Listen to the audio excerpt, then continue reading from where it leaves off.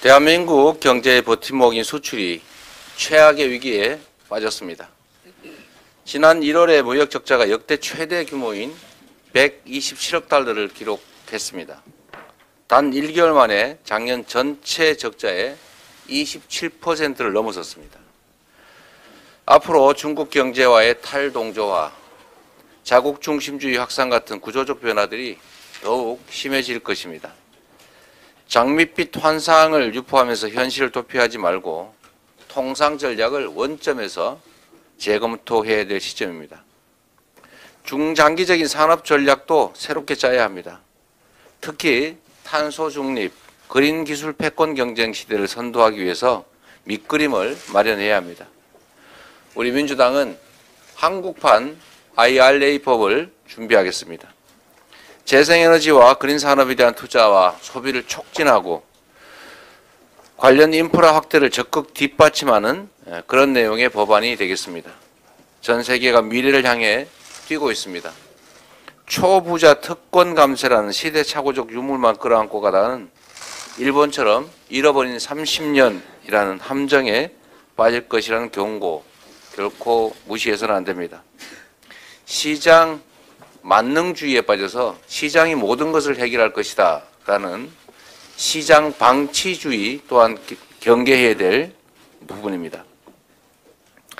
물가 폭등과 질금 대책으로는 지금의 이 난국을 돌파할 수가 없습니다.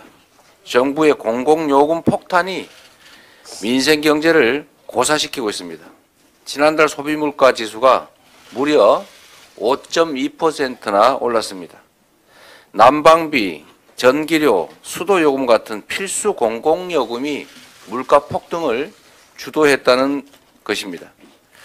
민생 지킴이 역할을 해야 될 공공요금이 오히려 민생 파탄의 주범 역할을 하고 있는 것입니다. 앞으로가 더 걱정입니다.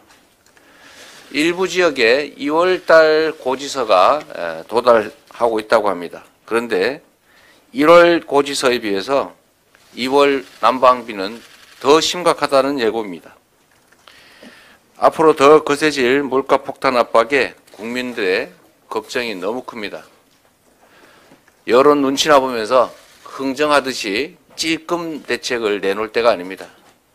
공공요금 폭탄, 민생 참사를 예방하지 못했으면 적어도 피해를 줄이려는 노력은 신용이라도 해야 합니다. 보셨다시피 인구 50만의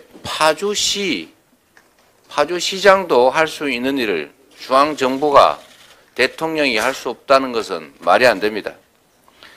지금 즉시 30조 원 민생 프로젝트 협의에 적극 나서 주시기를 다시 한번 촉구하고 특히 그중에서 에너지 물가 지원금 7.2조 원 즉시 협의에 응해 주시기 부탁드립니다. 내일 모레면 12구 이태원 참사 100일을 맞습니다.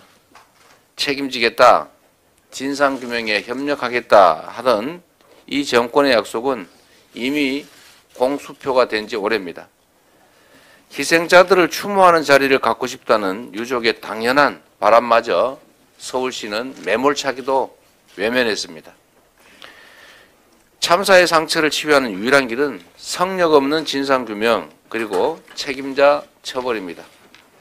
민주당은 국민과 유족의 곁에서 진실을 위해서 끝까지 싸우고 책임 있는 자들의 책임 충원을 위해서 최선을 다하겠습니다.